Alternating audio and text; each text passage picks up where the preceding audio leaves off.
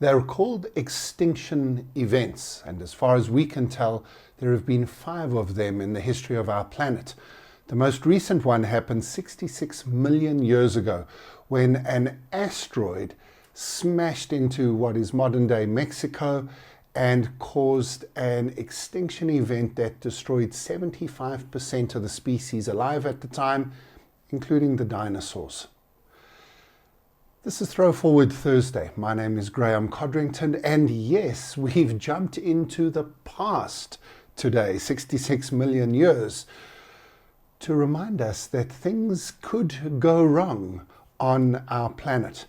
We're not going to jump into the future just yet because I want to take you next to the 26th of September 2022, when NASA's DART, which was called the Double Asteroid Redirection Test spacecraft, smashed into Dimorphos, which is a tiny little moonlet circling an asteroid called Dimorphos, 7 million kilometers away from Earth.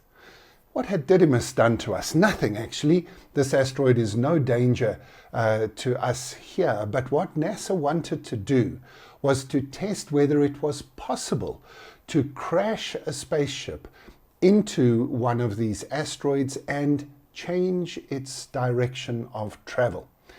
And we don't have enough firepower yet to do it for a full-size asteroid, but we identified the small little moon circling an asteroid, and well, think of the science and engineering to get this thing right. It was remarkable when it actually happened. 7 million miles away, many years to intersect the trajectories perfectly, and they hit this thing just a few meters off of where they had planned to, and it worked. They shifted Dimorphos's rotation by about 1%, which doesn't sound like a lot, but in interstellar travel, it's more than enough to make sure that if that was on a path to hit Earth, it would have veered off and no longer be heading in our direction. So now, come with me to the future, where some astronomer somewhere identifies an asteroid or some object that is heading towards Earth, and all our calculations indicate that this is likely to hit our planet and could be one of these extinction events if it does.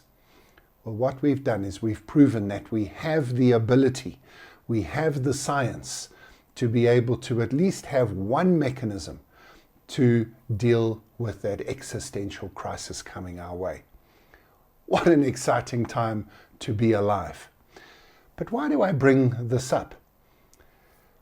For me, this is a wonderful example of the type of thinking that people in multiple fields should be thinking about.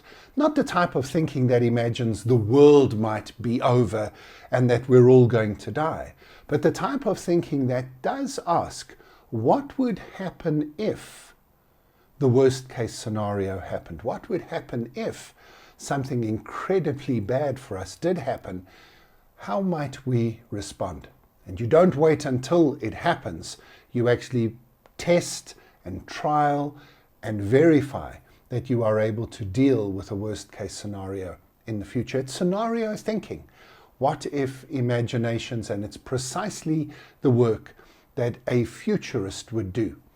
And next week we're going to talk about what thinking like a futurist means when it comes to looking at worst case scenarios, testing out simulations, chaos monkeys. If you know what I'm talking about, we're going to have fun next week. If you don't, join me next week in the ThrowForward Thursday studio when we talk about how not to have a really bad day. I'll see you then.